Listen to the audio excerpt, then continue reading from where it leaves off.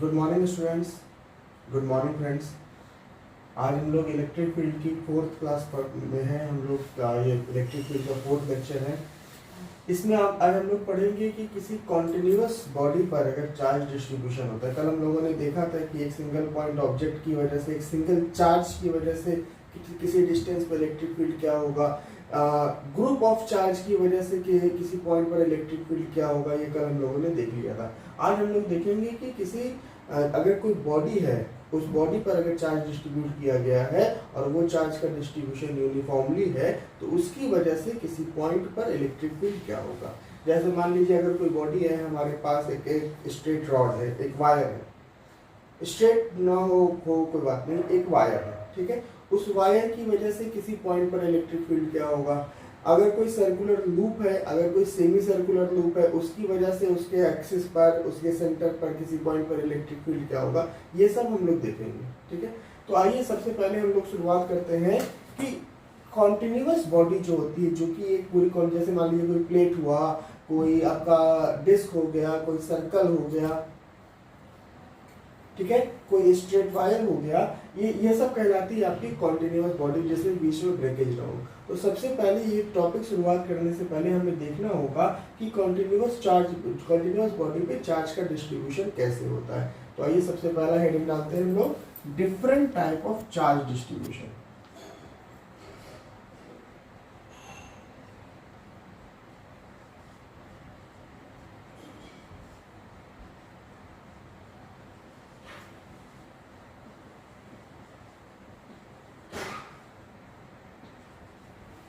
Different type of charge distribution. सबसे पहला है इसमें लीनियर चार्ज डिस्ट्रीब्यूशन। देखिए, ये लीनियर चार्ज डिस्ट्रीब्यूशन क्या होता है। अगर मान लीजिए कोई आपके पास लीनियर बॉडी है, लीनियर बॉडी मतलब कोई लेंथ का वायर है, या इनफाइनाइट लेंथ का वायर है, या फाइनाइट लेंथ का कोई वायर है, कोई रॉड है।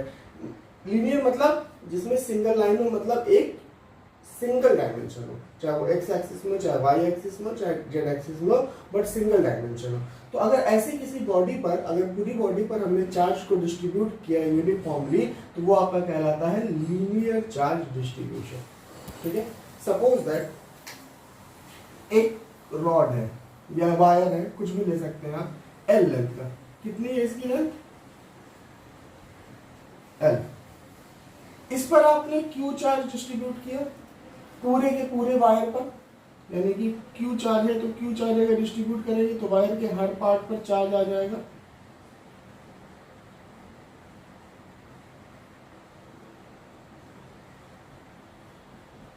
तो इस तरह का चार्ज डिस्ट्रीब्यूशन क्या कहलाता है? Linear charge distribution. अब देखिए, यहां पर हम देख सकते हैं कि एल लेंथ, पूरा का पूरे वायर का लेंथ कितना है? एल लेंथ पे कितना चार्ज डिस्ट्रीब्यूट किया गया है? क्यू। तो यूनिट लेंथ पे कितना चार्ज होगा? क्यू बाई एल, और यही कहलाता है आपका lambda. Please note it down. यही क्या कहलाता है आपका? लैम्डा। लैम्डा क्या होता है? Charge per unit length, Q by L.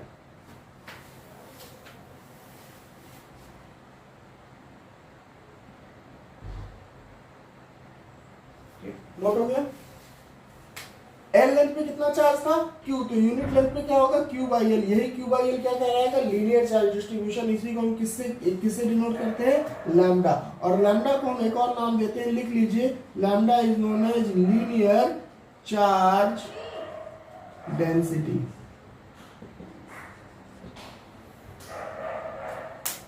ठीक है, लीनियर क्या कहलाता है? Linear charge density.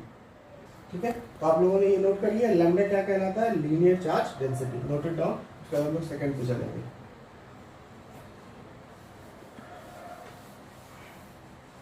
सेकंड आपका कहलाता है सरफेस चार्ज डिस्ट्रीब्यूशन या सरफेस चार्ज डेंसिटी, आप कोई भी नाम दे दीजिए उसको।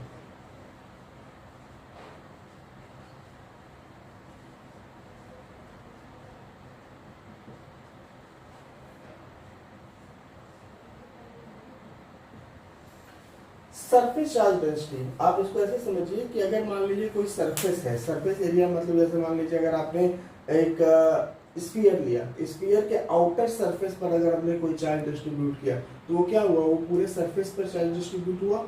ठीक है, तो ऐसे ऐसे चार्ज डिस्ट्रीब्यूशन को हम लोग क्या कहते हैं, सरफेस चार्ज डिस्ट्रीब्यूशन। क्लियर। और पर यूनिट सरफेस एरिया जो चार्ज होता है वो क्या कहलाता है, आपका सरफेस चार्ज डेंसिटी। तो लिख लीजिए what is surface charge density. Surface charge density is charge distributed in per unit area is known as surface charge density and it is denoted by sigma. It is denoted by sigma. It is denoted by sigma. Clear? तो sigma equal to क्या हो जाएगा,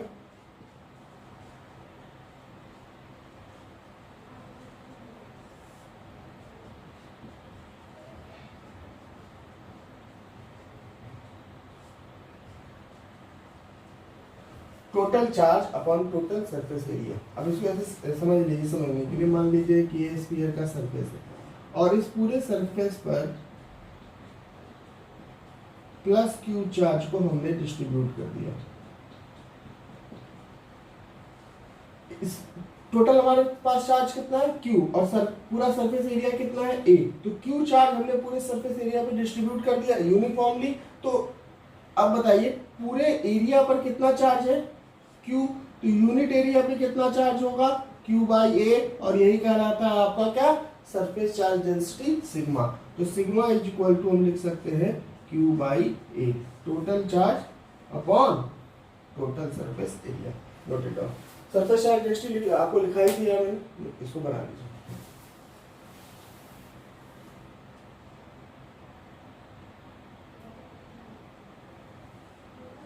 हो गया। चलिए अगला आता है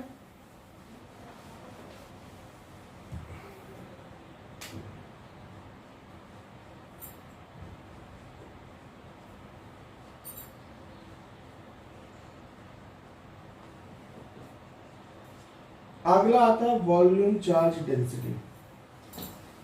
वॉल्यूम चार्ज डेंसिटी देखिए, जैसे लीनियर चार्ज डेंसिटी था, क्या था, लीनियर चार्ज डिस्ट्रीब्यूशन या लीनियर चार्ज डेंसिटी था, क्या था, वो था कि एक स्ट्रेट लाइन या स्ट्रेट वायर या स्ट्रेट रॉड पे पर यूनिट लेंथ जो चार्ज होगा। उसके बाद आया सरफेस चार्ज डेंसिटी यानी पर यूनिट सरफेस एरिया पे जो चार्ज होगा। उसके बाद आया volume charge density. Volume charge density क्या होगा, पर यूनिट वॉल्यूम पे जो चार्ज होगा वही क्या कहलाएगा, volume charge density. Suppose that हमारे पास एक क्यूब है,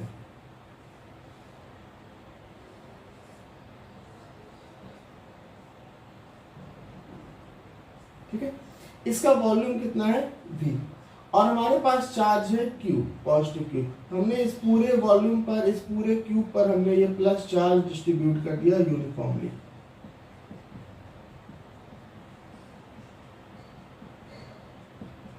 ठीक है, इस पूरे के पूरे वॉल्यूम पर हमने, पूरे क्यूब में, पूरे वॉल्यूम में हमने ये क्यू चार्ज डिस्ट्रीब्यूट कर दिया। ठीक है, अब ये बताइए v वॉल्यूम में कितना चार्ज है, q चार्ज। तो यूनिट वॉल्यूम में कितना चार्ज होगा, q बाई v, और यही कहलाता है आपका क्या, volume charge density, charge per unit volume. और इसको हम लोग किससे डिनोट करते हैं, रो से। किससे डिनोट करते हैं, रो से। तो वॉल्यूम चार्ज डेंसिटी को हम लोग लिख सकते हैं rho is equal to total charge upon total volume.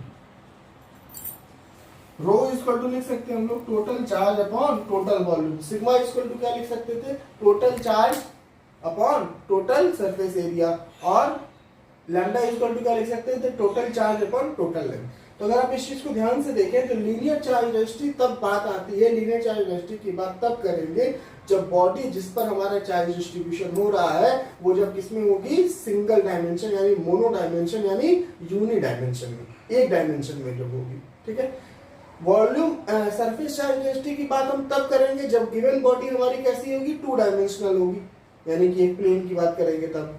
ठीक है। और वॉल्यूम चार्ज डेंसिटी की बात तब करेंगे, वॉल्यूम चार्ज डेंसिटी की बात तब करेंगे जब गिवन बॉडी जिस पर चार्ज डिस्ट्रीब्यूट हो रहा है वो कैसी होगी, 3 डायमेंशनल होगी। क्लियर। बॉडी अगर मोनो डायमेंशनल यूनि डायमेंशनल है तो किसकी बात होगी, लीनियर चार्ज डेंसिटी की। बॉडी अगर 2 डायमेंशनल है तो किसकी बात होगी, सरफेस चार्ज डेंसिटी की। और बॉडी अगर 3 डायमेंशनल है तो किसकी बात होगी, volume charge density. Please note it down.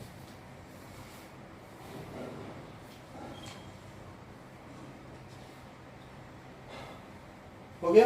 चलिए अब आज हम लोग अपना टॉपिक शुरू कर रहे हैं कि इलेक्ट्रिक फील्ड। सबसे पहले एक स्ट्रेट वायर है हमारे पास, ठीक है, ध्यान से समझिएगा। एक स्ट्रेट वायर है जिसकी कुछ लेंथ है, ठीक है, इनफाइनाइट लेंथ का नहीं है, फाइनाइट लेंथ का है। कुछ लेंथ है एक्स वाई जेड, उससे हमें कोई मतलब नहीं है। इससे आर डिस्टेंस पर एक पॉइंट है पी।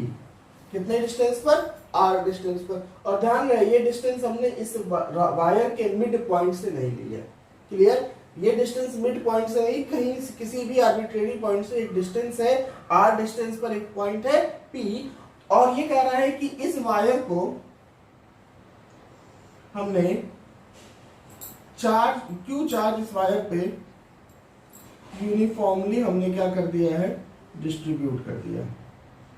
कैसे डिस्ट्रीब्यूट कर दिया है, यूनिफॉर्मली, ठीक है। अब यूनिफॉर्मली डिस्ट्रीब्यूट कर दिया है तो इस वायर की वजह से इस पॉइंट पी पर हमें क्या बताना है, इलेक्ट्रिक फील्ड। तो आइए हमारा पहला topic electric field due to a continuous body और कॉन्टिन्यूअस चार्ज डिस्ट्रीब्यूशन शुरू होता है। Electric field due to a rod और वायर।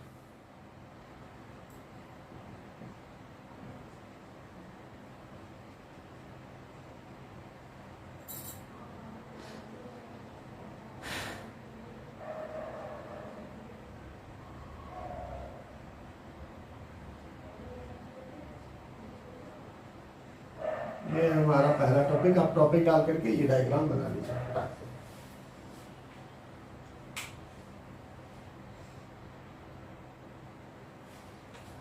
बन गया।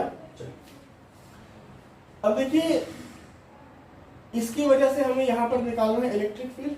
चलिए सबसे पहले ये देख लीजिए, इसका जो टॉप मोस्ट पॉइंट है वो यहां से कितना एंगल बना रहा है, अल्फा। और लोअर मोस्ट पॉइंट क्या बना रहा है, बीटा। ऐसा इसलिए क्या मैंने, क्योंकि आप यहाँ पर ये जान सके कि ये मिड पॉइंट पर नहीं है, कहीं और एडजस्ट कर रहा है, ठीक है। क्लियर। अब हमने क्या लिया, इससे यहाँ जहां पर जिस पॉइंट पर हमने ले रहे थे उससे कुछ डिस्टेंस x पर हमने एक छोटा सा लेंथ लिया dl। कितना लेंथ लिया, dl। और इस dl की वजह से यहां पर हमने इलेक्ट्रिक फील्ड देखा तो इलेक्ट्रिक फील्ड की डायरेक्शन ये होगी। देखिए कैसे होगी, ये भी मैं समझा रहा हूं, dE। अब देखिए कैसे होगी। देखिए ये पूरा वायर है, कुछ भी लेंथ का XYZ लेंथ का वायर है, ठीक है। इस पूरे पर Q चार्ज डिस्ट्रीब्यूटेड है तो जाहिर सी बात है एक स्मॉल एरिया में कुछ चार्ज होगा। जितना स्मॉल से स्मॉल लेंगे, अगर पूरे वायर पर चार्ज डिस्ट्रीब्यूटेड है उसका एक छोटा सा पार्ट लेंगे तो उस पर भी चार्ज होगा। पार्ट जितना छोटा होता जाएगा चार्ज की वैल्यू उतनी क्या होती जाएगी, कम होती जाएगी। अरे भाई इतना लंबा वायर है, इस लंबे वायर पर पूरे वायर पे Q चार्ज डिस्ट्रीब्यूटेड है तो आधे वायर पर अगर यूनिफॉर्मली Q चार्ज डिस्ट्रीब्यूटेड है तो आधे पर क्या होगा, Q/2। और छोटा लेंगे तो चार्ज की वैल्यू क्या होती जाएगी, छोटी। एक हमने बहुत ही छोटा सेक्शन लिया, कितना लिया, dl। कितना सेक्शन लिया, dl। तो dl पर कुछ चार्ज होगा dq। मान लिया dl पर जो टोटल चार्ज है वो कितना है, dq। पूरे वायर पर कितना चार्ज है, और ये यहां से कितने डिस्टेंस पर है, l। ये डिस्टेंस कितनी है, r। dl पर जो dl सेक्शन लिया है हमने वायर का उसमें कितना चार्ज है, dq। अब देखिए सपोज दैट ये एक चार्ज है q और इस चार्ज की वजह से इस पॉइंट p पर अगर हमें इलेक्ट्रिक फील्ड निकालना है तो मैंने आपको बताया था कि इलेक्ट्रिक फील्ड की डायरेक्शन ऑलवेज क्या होगी, along the line joining the charge and the point on which we have to calculate the electric field. हमें p पर करना, हमने एक लाइन से क्या किया और यहाँ पर इसकी डायरेक्शन ये होगी e की। ये मैंने आपको पहले बताया था इलेक्ट्रिक फील्ड की डायरेक्शन। इलेक्ट्रिक फील्ड की डायरेक्शन वही होती है जो उस पॉइंट पर रखा हुआ एक positive test charge electrostatic force experience करता है, वही यहाँ पर इलेक्ट्रिक फील्ड की डायरेक्शन होगी। तो अगर हम इस पॉइंट पर प्लस क्यू चार्ज रख दे तो चूंकि ये भी पॉजिटिव, तो ये चार्ज कैसा फोर्स फील करेगा, एक रिपल्सिव इलेक्ट्रोस्टैटिक फोर्स। और रिपल्सिव इलेक्ट्रोस्टैटिक फोर्स मतलब इसको क्या किया जाएगा, पुश करेगा, इसको क्या करेगा, रिपेल करेगा तो फोर्स आउटवर्ड होगा। तो मैंने आपको बताया था इलेक्ट्रिक फील्ड के शुरुआती लेक्चर में कि किसी भी पॉइंट पर इलेक्ट्रिक फील्ड की डायरेक्शन उस पॉइंट पर रखे गए एक पॉजिटिव टेस्ट चार्ज द्वारा एक्सपीरियंस इलेक्ट्रोस्टैटिक फोर्स के डायरेक्शन के बराबर होती है। ठीक है, तो यहां पर अगर प्लस चार्ज रखे यहां पर अगर हम एक यूनिट पॉजिटिव टेस्ट चार्ज रखें तो वो एक ऐसा इलेक्ट्रोस्टैटिक फोर्स एक्सपीरियंस करेगा, रिपल्सिव मतलब आउटवर्ड। तो यहाँ पर इलेक्ट्रिक फील्ड की भी डायरेक्शन क्या होगी, आउटवर्ड। सेम यहाँ इस छोटे से सेक्शन की वजह से चार्ज कितना हुआ, डीक्यू की वजह से यहाँ पर अगर चार्ज रखें तो उस पर रिपल्सिव फोर्स लगेगा क्योंकि ये पॉजिटिव चार्ज है और टेस्ट चार्ज भी हमारा क्या होगा, पॉजिटिव। तो यहाँ पर कितना एक्सपीरियंस करेगा, डीक्यू। ठीक है, अब थोड़ी देर के लिए हम जरा इन चीजों को इनको मिटा दे रहे हैं, इनको अब आपने बनाया नहीं होगा लगता है अभी। प्लीज आप इसको बना लीजिए, फिर मैं आगे चलता हूँ, डायग्राम बना लीजिए। या आपको ये समझ में आ गया ना कि इलेक्ट्रिक फील्ड यहाँ पर डीई आया, डी मतलब क्यू की वजह से इलेक्ट्रिक फील्ड कितना आ रहा है, ई, तो डी क्यू की वजह से इलेक्ट्रिक फील्ड कितना आएगा, डीई। क्लियर। और डायरेक्शन क्या होगा, डायरेक्शन यहाँ पर एक यूनिट पॉजिटिव डिस्चार्ज रखेंगे तो वो जितना जो जिस डायरेक्शन में इलेक्ट्रोस्टैटिक फोर्स एक्सपीरियंस करेगा वह इलेक्ट्रिक फील्ड की भी डायरेक्शन होगी। क्लियर।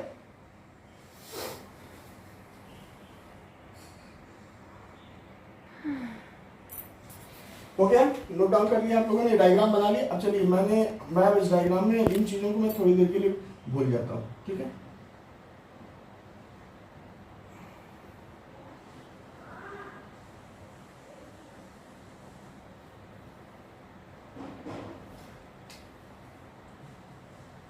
ठीक। ये एंगल थीटा, मान लिया ये डीएल यहाँ कितना एंगल बना रहा है, थीटा। डी की डायरेक्शन ये होगी। ठीक है, अब हमें यही इस छोटे से सेक्शन की वजह से डी कैलकुलेट करना है। ठीक है, अब देखिए यहाँ पर डी इधर है तो इसके दो कंपोनेंट आएंगे, ध्यान से देखिएगा। ये थीटा तो ये भी थीटा, तो इधर आएगा डी कॉस थीटा और इधर आएगा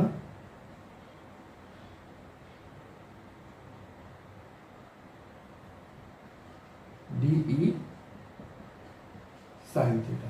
डी कॉस थीटा ये कौन सा कंपोनेंट होगा, एक्स कंपोनेंट, और ये कौन सा कंपोनेंट होगा, वाई एक्सिस कंपोनेंट। क्लियर, यहां तक समझ में आया, ये समझ में आया। डी कॉस थीटा ये क्या होगा, एक्स एक्सिस कंपोनेंट, और डी साइन थीटा ये कैसा होगा, ये होगा वाई एक्सिस कंपोनेंट। इसको बना लीजिए, बन गया। चलिए, आप लोग ने ये पढ़ा है, ये इलेक्ट्रिक फील्ड में पढ़ा होगा, E इक्वल टू क्या होता है, के क्यू अपॉन आर स्क्वायर। ठीक है, E इक्वल टू क्या होता है, E इक्वल टू होता है के क्यू अपॉन आर स्क्वायर, जहाँ के क्या होता है electrostatic constant, K equal to 1 upon 4 pi epsilon naught. Q क्या होता है, वो चार्ज जिसकी वजह से इलेक्ट्रिक फील्ड निकालना है, और आर क्या होता है, आर होता है वो चार्ज जिसकी वजह से इलेक्ट्रिक फील्ड निकालना है, और वो पॉइंट जहां पर इलेक्ट्रिक फील्ड निकालना है उनके बीच की लीनियर डिस्टेंस। ठीक है, शॉर्टेज डिस्टेंस जो एक स्ट्रेट लाइन से जोड़ी जा सके। ठीक है, अब आप यहाँ पर इस फिगर को जरा ध्यान से देखिए, यहाँ पर हमारा चार्ज कहाँ है, चार्ज है यहाँ पर। हम इस चीज को बहुत ध्यान से समझिए, ये बोर्ड के लिहाज से बहुत ही इंपॉर्टेंट है। ये बोर्ड में इस तरह के क्वेश्चन आपको डेरिवेशन के लिए जरूर पूछता है। एक जैसे या तो आपको स्ट्रेट लाइन का देगा, या आपको सेमी सर्कुलर का देगा, या सर्कुलर लूप का देगा, किसी ना किसी एक को आना जरूर है, इसको ध्यान से समझ लीजिए। ये छोटा सा चार्ज है डीक्यू, डीक्यू की वजह से यहाँ की ये जो डिस्टेंस है वो कितनी है, एक्स मान लिया, ये कितनी थी, आर, और ये कितना है, एल। क्लियर। तो यहाँ पर जो डीई आएगा वो हो जाएगा के D q upon x square. ध्यान से देखिए, E इक्वल टू के क्यू अपॉन आर स्क्वायर, जहाँ के क्या होता है इलेक्ट्रोस्टैटिक कांस्टेंट, क्यू क्या होता है चार्ज, और आर क्या होता है उनके बीच का लीनियर डिस्टेंस। तो यहाँ पर के क्या है, के एज इट इज रहेगा, यहाँ पर चार्ज चूंकि छोटा सा पार्ट डीएल ले रहा है उसकी वजह से चार्ज कितना है डी क्यू, तो we can write that d q upon x square. Clear clear. अच्छा, चूंकि चार्ज लीनियरली डिस्ट्रीब्यूटेड है तो आप ये देखिए Q by l equal to क्या होता है lambda. Q by l equal to क्या होता है लैम्डा। तो we can write that Q is equal to lambda l, हम लोग लिख सकते हैं। तो यहां से आप ये भी देखिए जो हम ऐसे भी लिख सकते हैं d q is equal to lambda d l. ये चीज समझ में आई। Q by l equal to lambda, तो Q is equal to lambda l, तो d q is equal to lambda d l लिख सकते हैं। तो यहाँ पर डी क्यू को हम लैम्डा डी एल से क्या कर सकते हैं रिप्लेस कर सकते हैं। तो we can write that d E is equal to k lambda d l upon x square. इसको नोट कर लीजिए फिर आगे चलते हैं।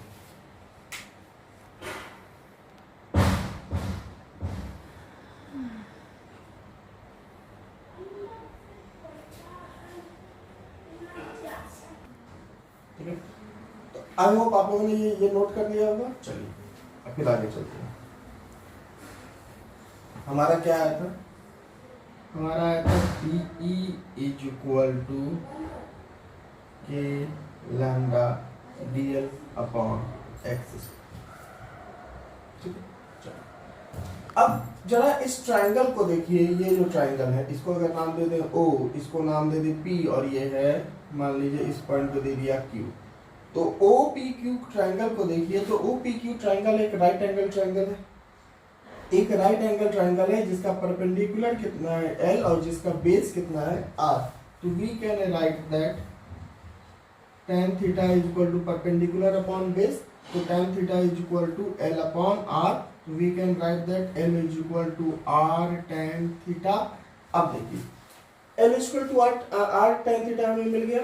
tan theta is equal to l upon r, तो l tan theta is equal to l upon r, तो l is equal to r tan theta. दोनों साइड अब हम क्या करेंगे डिफरेंशिएट करेंगे। क्या करेंगे अब हम दोनों साइड डिफरेंशिएट। तो डिफरेंशिएट करेंगे तो dl is equal to r tan theta का डिफरेंशिएशन होता है sec square theta d theta.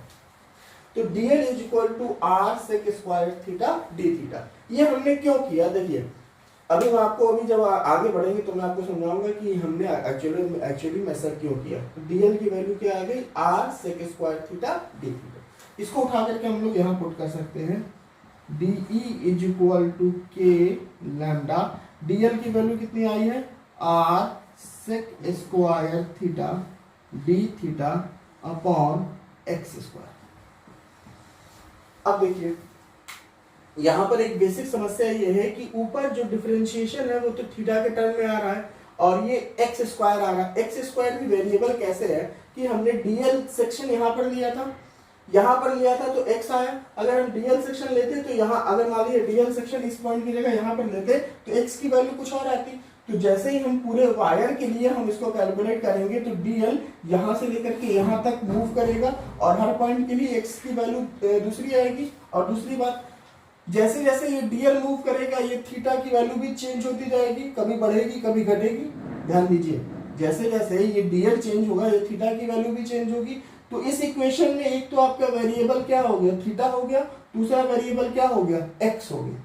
ध्यान से दीजिए, अरे यार ये ऊपर जाएगा तो एक्स की वैल्यू बढ़ेगी, नीचे जाएगा तो एक्स की वैल्यू घटेगी। तो एक्स क्या हो गया वेरिएबल हो गया, ये ऊपर जाएगा तो थीटा की वैल्यू बढ़ेगी, ये डीएल सेक्शन नीचे लेंगे तो थीटा की वैल्यू घटेगी। तो यहाँ पर थीटा भी क्या हो गया वेरिएबल, यानी इस एक इक्वेशन में दो वेरिएबल हो गए थीटा भी और एक्स भी। अब यहाँ से हमें क्या करना होगा एक्स को हटाना होगा। पहले इसको नोट कर लीजिए, एक्स को हटाना मतलब होगा कि एक्स को भी हमें थीटा के टर्म में लिखना होगा। देखिए हम लोग कैसे करेंगे, पहले आप इतना नोट कर लीजिए फिर आगे चलते हैं।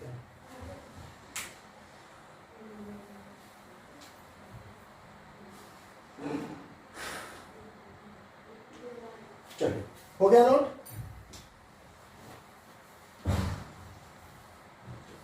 अब जरा ये ट्राइंगल ध्यान से देखिए, इस ट्राइंगल में can we write that sec theta is equal to x upon r. X क्या है हाइपोटेनस, आर क्या है base. So we can write that sec theta is equal to x upon r. So we can also write that x is equal to r sec theta लिख सकते हैं। दोनों side अगर हम स्क्वायर कर दे तो x square is equal to r square sec square theta. तो एक्स स्क्वायर की value r square sec square theta लिख सकते हैं। अब उठा करके यहाँ पर पुट करिए k lambda r sec square theta d theta upon r square sec square theta d theta, नहीं सॉरी नीचे डी थीटा नहीं होगा। अब देखिए सेक स्क्वायर थीटा से सेक स्क्वायर थीटा कैंसिल हुआ, आर से आर स्क्वायर कैंसिल हुआ, तो यहाँ से यहाँ पे दिखाई दे रहा है आप लोगों को, तो यहाँ पर डी आया, D is equal to k lambda by r d theta. ये आ गई आपकी किसकी वैल्यू, ये आ गई आपकी डी की value. D is equal to आया k lambda by r d theta, please note it down, k lambda by r d theta. वो थोड़ा सा छोटा पड़ जा रहा है, मैं इसको नोट डाउन कर ली, फिर मैं आगे दिखाता हूँ। डी इक्वल टू, ये चीज समझ में आया ना, ये चीज समझ में आया, D equal to k lambda by r d theta.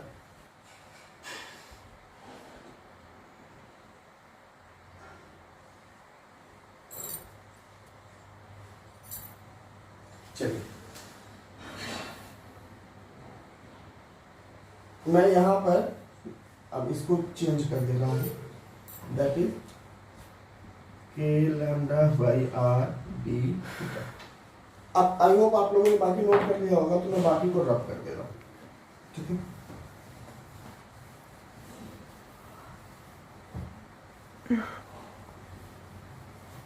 के lambda by r d theta. अब जरा ये जो डी है, ये तो यही वाला डी है जिसकी वैल्यू हम लोगों ने निकाली है के lambda by r d theta, यही तो वैल्यू है डी जो हमने निकाला है। अब यहाँ पर आप ध्यान से देखिए कि यहाँ पर डी के दो कंपोनेंट आ रहे हैं, एक आ रहा है एक्स एक्सिस कंपोनेंट, एक आ रहा है वाई एक्सिस कंपोनेंट। तो अब हम यहाँ पर डी के दोनों कंपोनेंट इंडिविजुअली हम लोग कैलकुलेट करेंगे। तो आइए सबसे पहले हम लोग उसका एक्स एक्सिस कंपोनेंट कैलकुलेट करते हैं। तो हम देखिए d x component, d x equal to हो जाएगा k lambda by r d cos theta है, डी एक्स इक्वल टू क्या है, डी एक्स इक्वल टू हम लिख सकते हैं डी कॉस थीटा। तो d cos theta is equal to k lambda by r cos theta d theta, clear, k lambda by r cos theta d theta, समझ में आया। अब जरा ध्यान से पहले वाले पिक्चर को देखिए, जो पहले था ये एंगल कितना था अल्फा, और ये वाला एंगल कितना था बीटा। अब क्या ध्यान से देखिए कि ये डीएल अगर इस पूरे वायर पर इधर से उधर अगर जाएगा तो ये थीटा की वैल्यू क्या होगी, चेंज होगी, और थीटा की वैल्यू कहां से कहां तक जाएगी, बीटा टू अल्फा। अगर हमने इसको एक्सिस मान लिया तो चूंकि ये क्लॉकवाइज जा रहा है तो ये क्या होगा, पॉजिटिव, और ये एंटी क्लॉकवाइज जाएगा तो ये क्या होगा, नेगेटिव। यानी कि हम लिख सकते हैं minus beta to plus alpha. नहीं समझ में आ रहा है, मैं फिर से बता दूं। देखिए ये वायर है, इस वायर की वजह से इस पॉइंट पर हमें निकालना, हमने यहाँ पर कोई डीएल लेंथ लिया जिसकी वजह से यहाँ पर एंगल कितना बन रहा है, थीटा। यहाँ से एंगल कितना बन रहा है टोटल, अल्फा, और यहाँ से एंगल कितना बन रहा है, बीटा। तो अगर ये डीएल जो पूरा इस वायर पर अगर ये आगे पीछे होगा, अगर ये हम पूरे इस वायर को कवर करना चाहे तो डीएल को हमको यहाँ से लेकर के यहाँ तक जाना होगा। तो ये जो थीटा होगा, ये minus beta to plus alpha, ये क्या करेगा, ये रोटेट करेगा, minus beta to plus alpha जाएगा। एक चीज समझ में आ रही है, यानी कि अब इसको ये नोट हो गया, यानी कि अगर हम इसको अब इंटीग्रेट करना चाहें तो ये भी इंटीग्रेट होगा, ये भी इंटीग्रेट होगा, और ये इंटीग्रेट कहां से कहां तक होगा, minus beta to plus alpha. हमें इंटीग्रेट क्यों करना होगा, क्योंकि देखिए अभी हमने एक छोटा सा सेक्शन लिया है डीएल। अब ऐसे ऐसे इस पूरे वायर पे बहुत सारे सेक्शन होंगे, हमें हर सेक्शन को लेना है, यानी जोड़ना है हर सेक्शन को जोड़ना मतलब इंटीग्रेट करना। तो अब इसको इंटीग्रेट करेंगे, और इंटीग्रेशन कहां से कहां तक जाएगा, minus beta to plus alpha. Please note it down, फिर मैं आगे चलता हूं।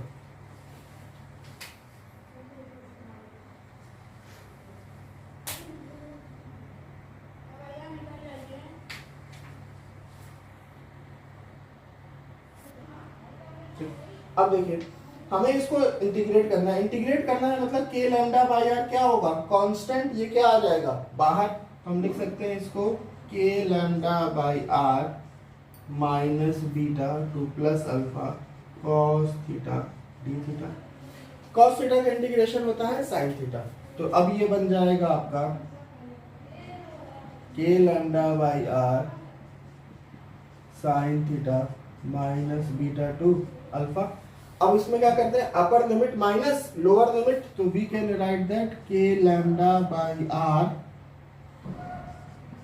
Sign alpha minus minus sine beta, तो माइनस माइनस क्या हो जाएगा प्लस साइन बीटा। ये आया इसका क्या, एक्स एक्सिस कंपोनेंट, इसको ध्यान रखिएगा, ये क्या आया एक्स एक्सिस कंपोनेंट। ऐसे ही क्या आएगा इसका y axis component, note it down. ये फाइनाइट लेंथ का वायर है, इनफाइनाइट लेंथ का नहीं है। This is for electric field of for the wire of finite length. Infinite length का भी हम आगे डिस्कस करेंगे। हो गया, चलिए। अब जिस तरह से हम लोगों ने x निकाला है उसी तरीके से हम लोग क्या क्या निकालेंगे y।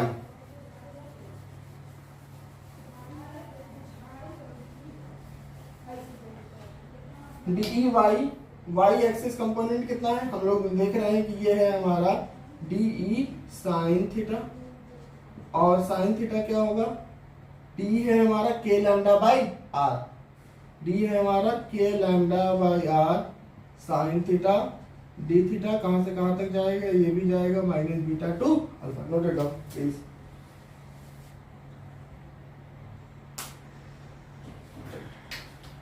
अब देखिए, अब हम इसको इंटीग्रेट करेंगे तो के लैम्डा बाई आर क्या है, कांस्टेंट, तो के लैम्डा बाई आर बाहर आ जाएगा, साइन थीटा का इंटीग्रेशन होता है माइनस कॉस थीटा, और ये क्या है alpha to minus beta.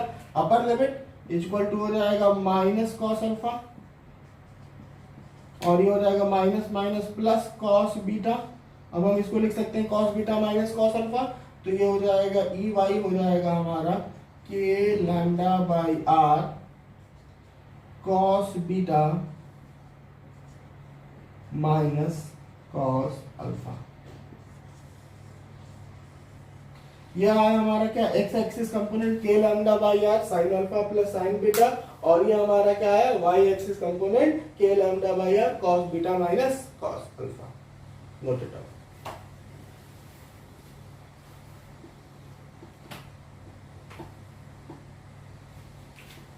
I hope आप लोगों ने नोट कर लिया होगा, तो मैं बाकी सारी चीजें मिटा दे रहा हूं। अब देखिए, इसको मैं रब कर दूं, ठीक,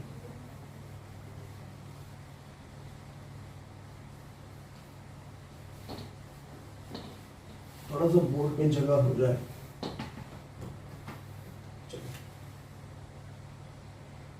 तो यहां पर एक्स एक्सिस कंपोनेंट कितना आया, k lambda by r sine alpha plus sine beta, और यहाँ वाई एक्सिस कंपोनेंट आया k lambda by r cos beta minus cos alpha. ठीक, ये हमें एक्स एक्सिस और वाई एक्सिस कंपोनेंट मिल गया। मतलब किसी भी इस फाइनाइट वायर के लिए अगर हमें किसी पॉइंट पर इलेक्ट्रिक फील्ड निकालना होगा तो वो एक्स एक्सिस कंपोनेंट और वाई एक्सिस कंपोनेंट के रूप में निकल कर आएगा।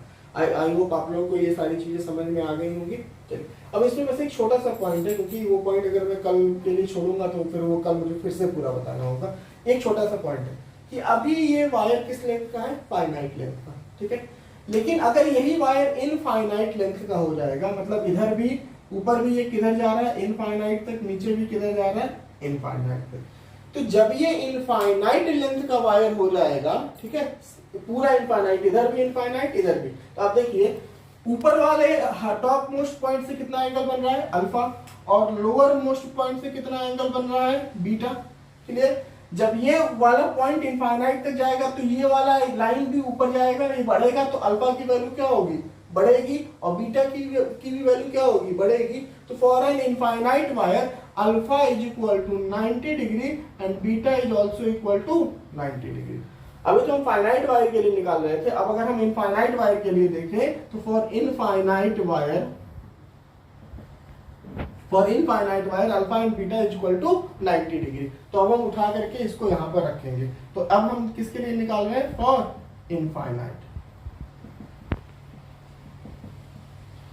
Infinite wire EX is equal to हो जाएगा k lambda by r sine 90 plus sine 90। Clear. और ई वाई हो जाएगा हमारा k lambda by r cos 90 minus cos. Clear. अब आप इसको सॉल्व कर लीजिएगा, आपको वैल्यू मिल जाएगी।